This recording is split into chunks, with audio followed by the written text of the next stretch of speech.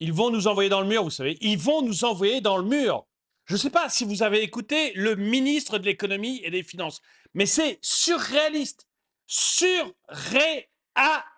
Quand vous écoutez ce turbo-gauchiste, mais il n'y a pas une agence à supprimer. Toutes les agences sont utiles. Il n'y a pas un fonctionnaire en trop en France. Alors qu'on en a, à population égale, 1 million de plus qu'en Allemagne. Non, il n'y en a pas un en trop en France. Il n'y a pas une agence que l'on peut supprimer. Il n'y a pas de problème avec l'impôt. Il n'y a pas de problème avec l'impôt, nous dit-il. En fait, le seul problème que voit notre ministre de l'économie, c'est qu'on ne vous pique pas assez d'argent pour sauver Gaïa. Bonjour et bienvenue dans cette nouvelle vidéo de DME en direct. Comme toujours, si vous n'êtes pas abonné, je vous suggère de le faire et de cliquer sur la cloche pour être prévenu lorsque je sors une nouvelle vidéo. On est chez les dingues, hein. On est chez les dingues. Ils ne feront rien, mais rien du tout. On est dans le mur. On est écrabouillé dans le mur.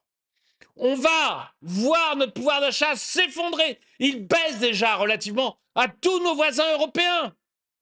Notre pouvoir d'achat baisse relativement à nos voisins.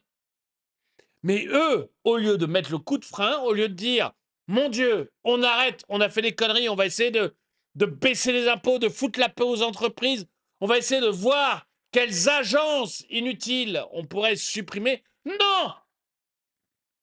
Tout va bien! Mais vraiment, quand vous écoutez le ministre de l'économie et des finances, tout va bien! Il y a zéro erreur au niveau de l'État. Zéro! Le problème, c'est les Français. Et surtout, les Français qui ne se rendent pas bien compte de Gaïa, qui ne sont pas assez écologiques. C'est ça le seul problème qu'il identifie. Hein. Il n'y a pas de problème qu'il y a trop d'impôts, il n'y a pas assez d'entrepreneurs. C'est vous le problème, bande de flemmards! C'est pas lui. C'est pas le nombre de fonctionnaires. Peu importe qu'on en ait beaucoup plus que les voisins, on s'en fout. Tout va bien. Ils sont tous hyper utiles. Parfois même, ils travaillent trop. Vous allez écouter, il nous le dit. Parfois même, ils travaillent trop. Toutes les agences sont-ils tous les 1200 agences, celles qui s'occupent des tire-bouchons. Il y en a en 2023 des agences qui ne sont même pas réunies. J'avais fait une vidéo là-dessus, je ne me rappelle plus laquelle. Les mecs se sont pas réunis sur l'année. Pas une fois en 2023. Et ça nous a coûté 1 million. 1 million la non-réunion.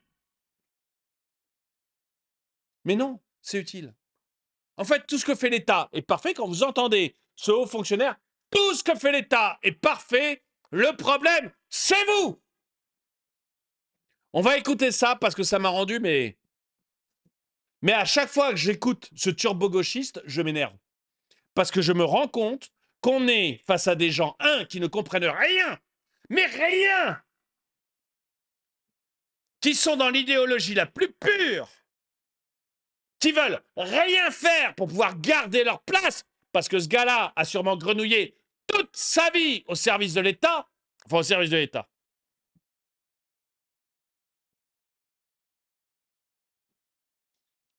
On s'entend bien là-dessus, hein? Et ce qu'ils veulent surtout pas, c'est remettre en question l'État. Voilà. Leur monde de la fonction publique, il ne faut surtout pas le remettre en question. Ça craque de partout. De partout. Il n'y a pas un truc qui marche. Pas un. La sécurité, merdique. La justice, j'en parle même pas. L'école, on est les derniers en PISA. Mais on est les derniers, vous vous rendez compte? On est les derniers en mathématiques et en lecture. Pas sur PISA. PISA, on est en dessous de la moyenne. Mais là, celui qui est sorti l'an dernier, on était dernier en mathématiques et en lecture. En CM2 et en 4e. Dernier. Tous les classements PISA, on s'effondre. L'hôpital, Bientôt, ça, vous allez avoir de la chance. Si vous ne mourrez pas sur le parking, on va estimer que vous avez trop de chance. Ça devient de la folie. Dans tous les domaines. Tout. Il n'y a pas un truc qui marche. Mais tout va bien. Tout va bien. Écoutez, c'est notre ministre de l'économie qui le dit. Le seul mec qui arrive à me faire regretter Bruno Le Maire. Nom d'un chien, il arrive à me faire regretter Bruno Le Maire. Vous vous rendez compte à quel niveau de folie douce on est arrivé?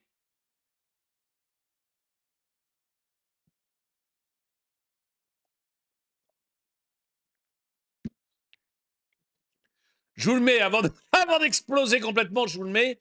Parce que là, vraiment, quand vous entendez ça, mais vous avez envie de distribuer les baffes, c'est pas possible.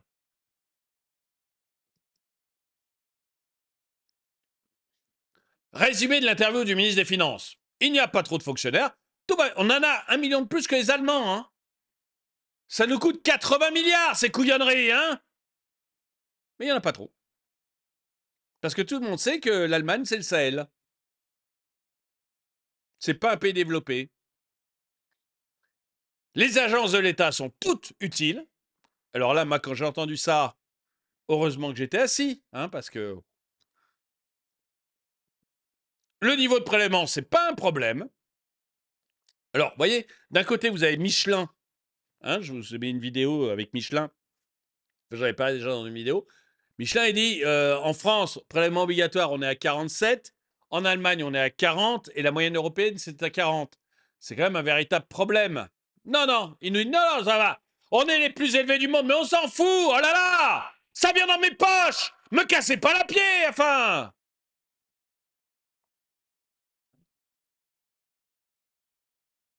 L'impôt, c'est bien. Ça paye les services publics.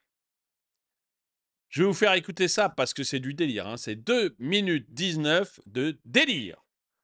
Ça vaut la peine. Hein. Quand on sait qu'on est dirigé par des gens comme ça, je peux vous dire que ça vaut la peine.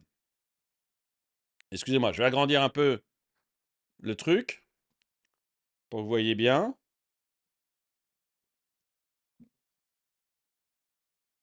Et c'est parti pour 2 minutes 19 chez les fous. Faire maigrir les... Même, vous allez voir que même le journaliste, il y croit pas. Hein. Pourtant,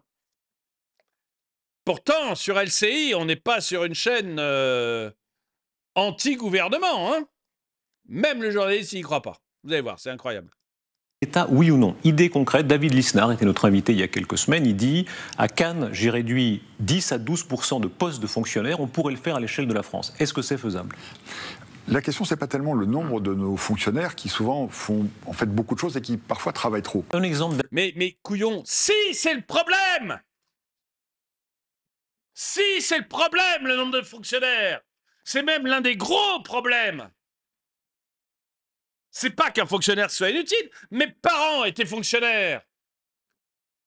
C'est pas des gens inutiles. Mais s'il y en a trop, il y en a trop. Quand on en a 1 million de plus qu'en Allemagne, ça nous coûte 80 milliards.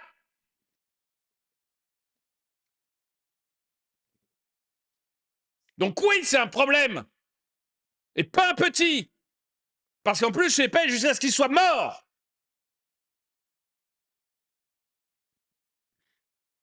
Donc quand t'en as trop pendant 40 ans.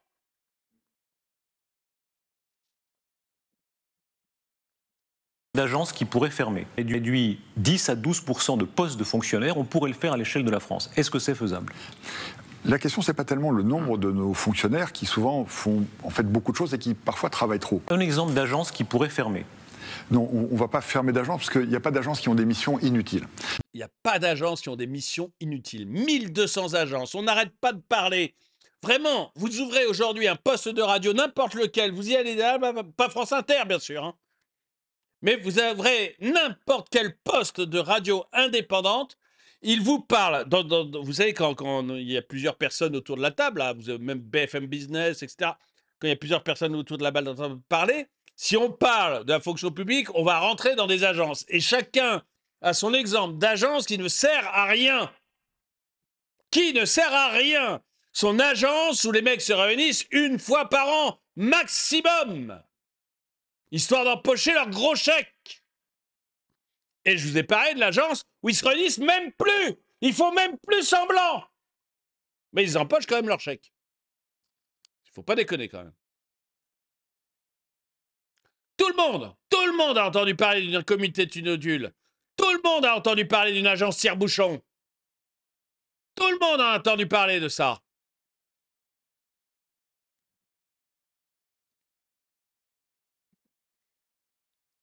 Sauf lui. Sauf le turbo-marxiste.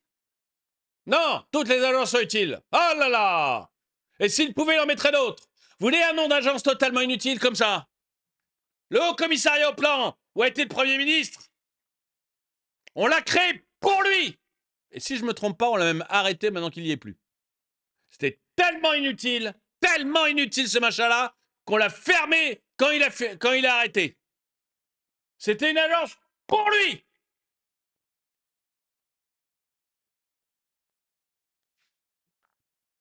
Il m'énerve parce qu'il nous plume. Ils envoient notre pays dans le mur. Tout ça pour protéger leurs copains et se faire du fric. Nous n'avons pas encore démarré, que nous abandonnons, parce que, en fait, tout ce que nous avons... Excusez-moi, j'ai eu un truc qui a déconné, mais peu importe. Mais c'est insupportable d'entendre des choses comme ça. Hein. Allez, on continue. Depuis tout à l'heure, il n'y a pas un seul exemple que vous donnez, et ça donne l'impression du bien entendu, nous ne ferons rien.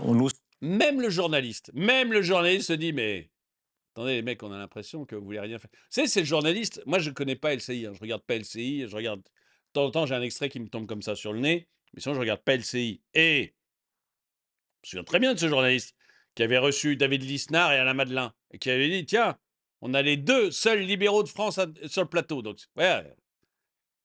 Mais là, même lui dit, mais attendez, mais depuis tout à l'heure, je vous écoute, monsieur le ministre, on a l'impression qu'il n'y a rien à changer en France. Que tout va bien, que ça va être, bien entendu, on continue comme ça. Mais c'est fou. Mais c'est fou quand vous voyez votre pays se planter, de dire, on continue. Depuis tout à l'heure, il n'y a pas un seul exemple que vous donnez, et ça donne l'impression du bien entendu, nous ne ferons rien. On n'ose pas citer un nom d'agence, on n'ose pas citer un nombre de postes réduits. En réalité, il n'y a aucune économie concrète qui est donnée. On fonctionne trop, il y a trop d'impôts aussi. Oui, alors il n'y a pas une économie concrète de données. Je rappelle que François Bayrou nous a dit qu'il y aurait 30 milliards d'économies. On n'a pas encore le début d'une idée, d'un chiffre d'où ça vient. Aucun journaliste de France et de Navarre n'est capable de dire où il trouvera ces 30 milliards d'économies. On se fout de nous. Ah non, faut pas dire foutre de nous. Vous savez que j'ai fait une vidéo YouTube il y a quelques temps, j'ai dit on se fout de nous, hop, démonétisé. Donc on ne faut surtout pas dire ça, on se moque de nous. C'est incroyable.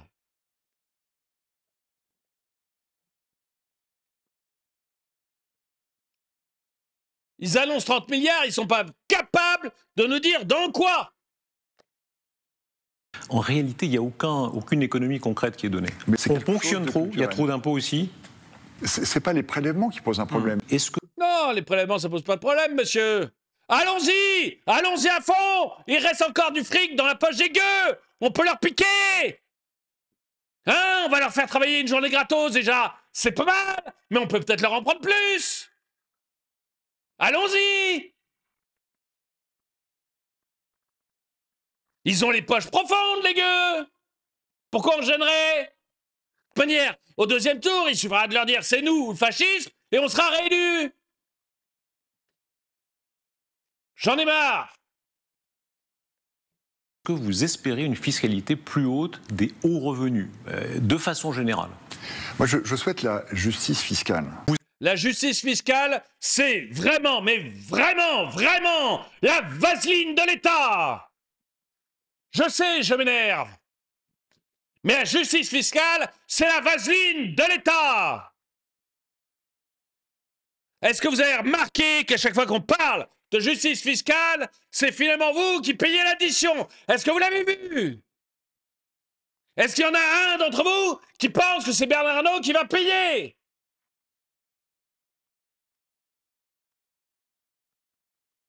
Je pense que tout le monde a compris que Bernard Arnault, il a des avocats. Et il sait s'en servir. Et que si jamais le danger se rapproche, il appelle directement Emmanuel Macron, il dit « Hé, Coco! Coco! Je te rappelle que la semaine dernière, j'ai rencontré Donald Trump. Et Donald Trump, il me propose de me faire naturaliser américain. Et de ne pas me faire payer d'impôts. Et je te rappelle, Coco, que des Donald Trump, il y en a partout en Europe aussi, qui me tendent des bras grands comme ça pour que je vienne. Alors tu vas te calmer un peu et tu vas retourner piquer le fric des gueux. C'est comme ça que ça se finit à chaque fois. La justice fiscale, c'est la vaseline de l'État.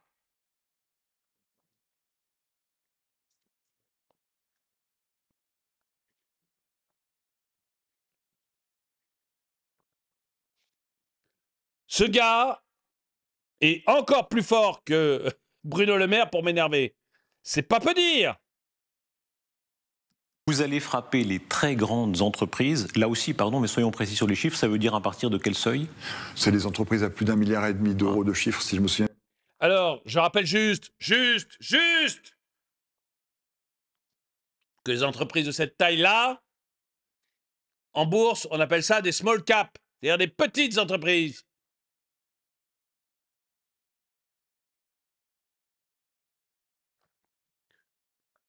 Je vais vous donner l'exemple. L'entreprise LDC. Vous ne connaissez pas LDC, bien sûr, mais ceux qui font les plats surgelés Marie, ceux qui font les poulets loués, eh ben hop, ils en font partie.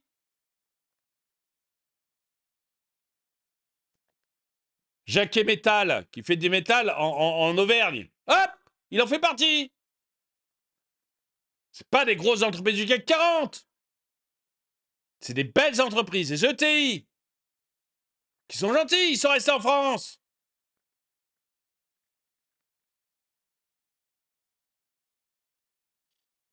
Qu'est-ce qu'on veut faire? Flinguer les dernières entreprises qui nous restent? Le but, c'est quoi? C'est qu'ils soient tous partis à l'étranger. On a 66 000 qui ont fermé l'an dernier. On veut essayer de multiplier ça, de faire mieux. C'est quoi? C'est un pari entre lui et Bruno Le Maire sur celui qui arrivera à couler le plus vite la France.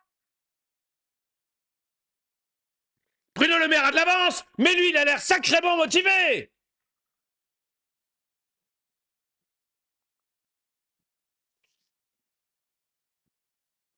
Bien, ça devrait rapporter 8 milliards d'euros. Est-ce que c'est une erreur de taper là? Quand on voit par exemple des entreprises comme celle de Bernard Arnault qui fonctionnent si bien, en réalité, il y a dans cet univers morose à bien des égards, c'est certaines de ces entreprises qui fonctionnent le mieux. Il faut se méfier d'une réticence à l'impôt. L'impôt permet de financer les services publics, l'école, la défense. Mes copains, l'impôt permet de financer mes copains. On est le pays le plus imposé d'Europe, voire même du monde occidental. Enfin non, du monde développé. Il n'y a pas de réticence à l'impôt. Il n'y a qu'on n'a plus rien. On n'a plus rien. Les gens se barrent. Les gens se barrent. Le nombre de vidéos que j'ai fait avec des entrepreneurs qui n'en peuvent plus, qui disent je vais fermer, je finis mon année fiscale et je ferme. Pas parce que je perds de l'argent, non, parce que j'en ai ras-le-bol. Je veux devenir salarié, j'en ai marre.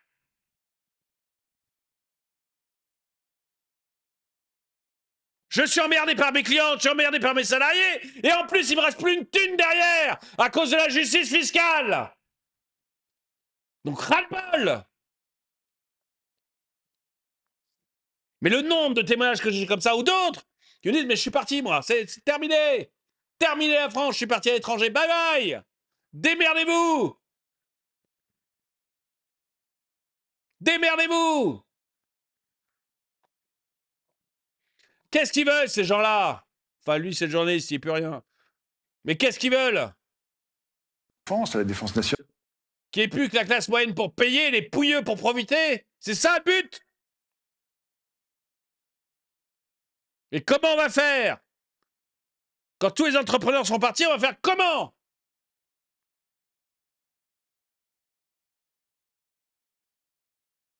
On s'approvrit. On a une classe moyenne qui se fait déclasser, qui est en train de s'enfoncer. Mais lui, il est content avec ses petites lunettes. Tout va bien. En plus, il a atteint le poste de ministre, donc maintenant, tout ira bien tout le reste de sa vie.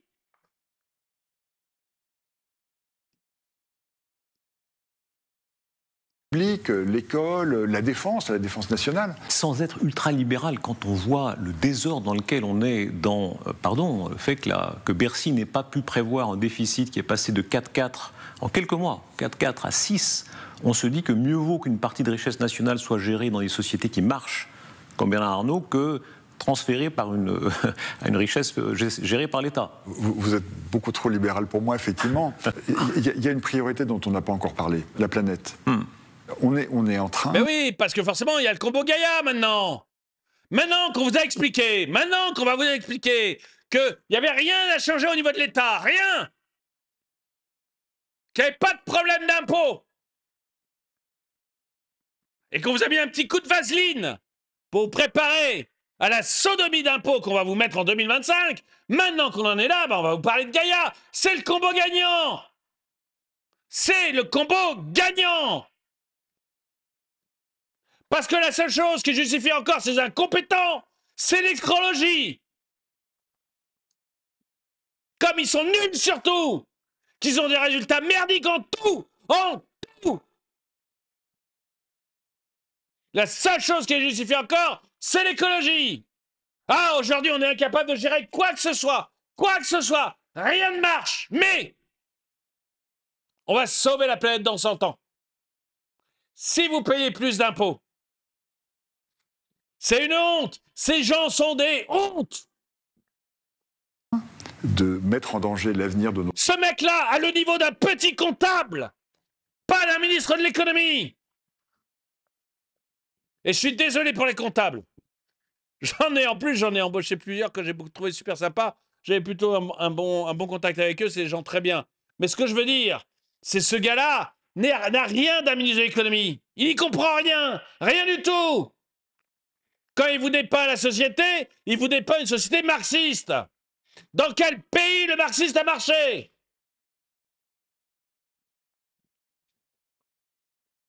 nos enfants à cause des émissions carbone.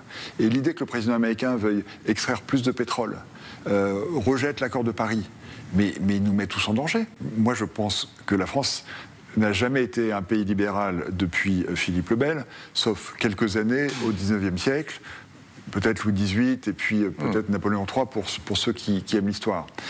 Oui, et puis alors ceux qui aiment l'histoire te parleront aussi des années folles qui ont été les années les plus riches de la France. Évidemment, c'était avant l'impôt sur le revenu, c'était en 1914, mais c'était des années où la France était vraiment au top. Et c'était totalement libéral. On n'est pas un pays libéral, on est un pays d'État, on est un pays de protection. Ça m'énerve, je suis désolé, ça m'énerve. Je vais vous montrer une autre petite vidéo, je ne sais pas si on a le temps du coup, mais je vous mettrai la réflexion d'un chef d'entreprise qui craque aussi. Ce n'est pas les prélèvements qui posent un problème, c'est l'esprit d'entreprise, on manque d'entrepreneurs. Que le ministre de l'économie dise que la France n'est pas un pays d'entrepreneurs, pardon, mais la France est le pays du monde dans lequel se crée le plus d'entreprises. Si j'inclus évidemment le régime des auto-entrepreneurs. Il y a un génie créatif français. Il suffit d'aller voir partout, que ce soit dans les villes, que ce soit dans les quartiers, etc. Il y a un génie entrepreneurial. Les jeunes ont envie de créer leur boîte. Donc qu'on n'aille pas dire, non, on ne crée pas suffisamment d'entreprises. Je fais juste une parenthèse sur l'auto-entrepreneur. Alors, il y en a beaucoup qui sont des gens très bien. Moi, j'ai été auto-entrepreneur, donc j'aime beaucoup ce régime. Mais enfin, l'auto-entrepreneur Deliveroo ou Uber Eats, c'est pas un auto-entrepreneur, c'est juste un mec qui trouve pas de patron pour l'embaucher et qui est obligé de se retrouver sur une mobilette pour aller livrer des burgers. Vous voyez, c'est pas de l'entrepreneuriat. C'est des mecs, malheureusement, ils n'ont pas le choix. Donc, je mets un bémol quand même sur l'auto-entrepreneur parce qu'une très grande partie des auto-entrepreneurs, c'est ça. Et ça, plus des gens qui prennent auto-entrepreneur parce qu'ils vont faire 1 000 € de chiffre d'affaires dans l'année, ils sont obligés de les déclarer, ils mettent ça en auto-entrepreneur. Donc voilà, faut se calmer sur la réussite de l'auto-entrepreneuriat en France. Mais il y en a des très bien, encore une fois, je l'ai été, et il y a beaucoup de gens qui le sont et qui sont des gens très bien. J'ai rien contre l'auto-entrepreneur, mais il faut se calmer sur les chiffres quand même. Pardon, mais la France est le pays du monde dans lequel se crée le plus d'entreprises, si j'inclus évidemment le régime des auto-entrepreneurs. Il y a un génie créatif français.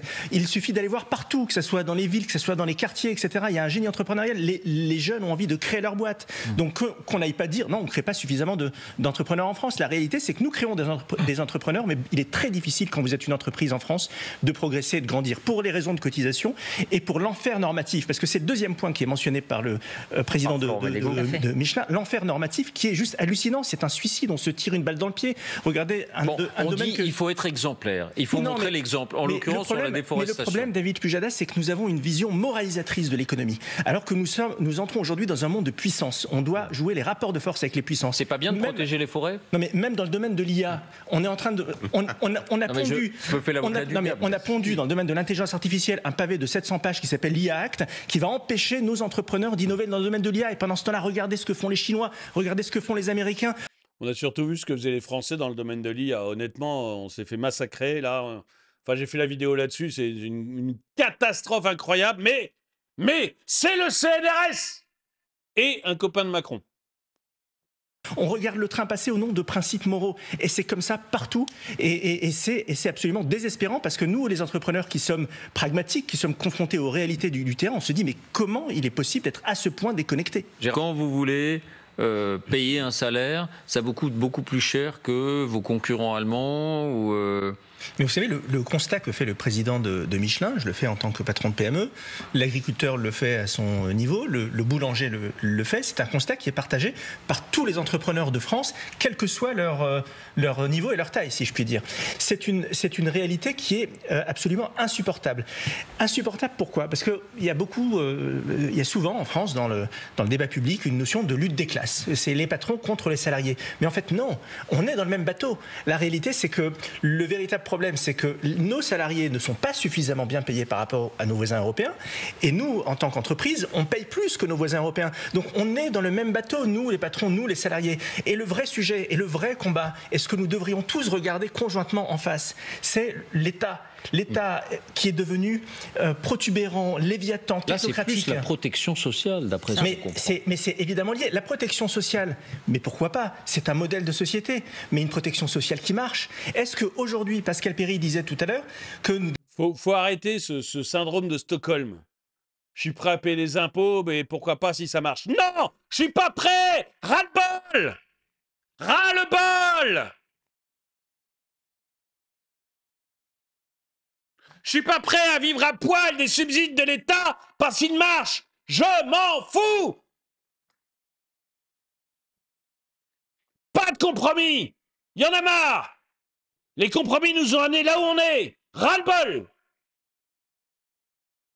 Regardez la différence entre la France et l'Allemagne. Le coût en France d'un salaire pour que le salarié ait 100 en brut, c'est 142.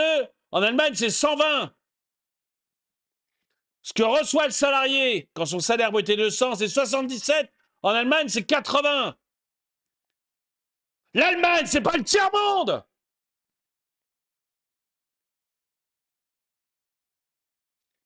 Alors j'en ai marre des compromis. Parce qu'à force de compromis, à force de syndrome de Stockholm, qui dit « Ah, si au moins ça marchait !» Non.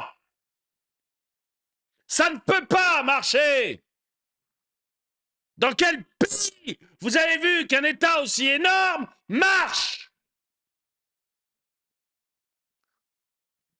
Les obèses, c'est pas fait pour courir.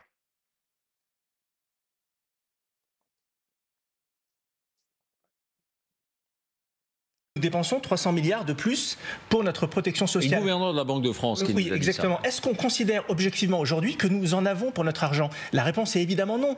Et moi, je tire mon chapeau à des entreprises comme celle de Michelin, qui sont malgré tout leaders de leur secteur. Imaginez Michelin. Michelin perd de l'argent en France, j'ai fait une vidéo là-dessus. Michelin perd de l'argent en France, il gagne son argent à l'étranger. Tout ce qui est production, alors ils ont le siège social et le service scientifique en France, ça gagne de l'argent. Tout ce qui est production, ils perdent du fric en France.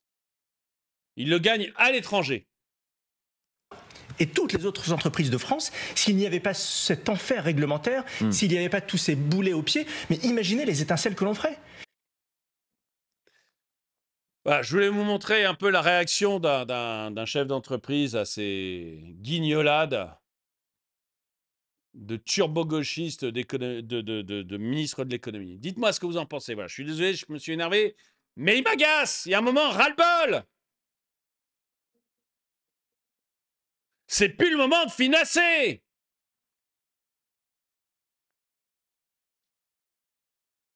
Dites-moi ce que vous en pensez dans les commentaires. En tout cas, merci d'avoir regardé cette vidéo. Mettez-lui un pouce vers le haut, commentez, partagez.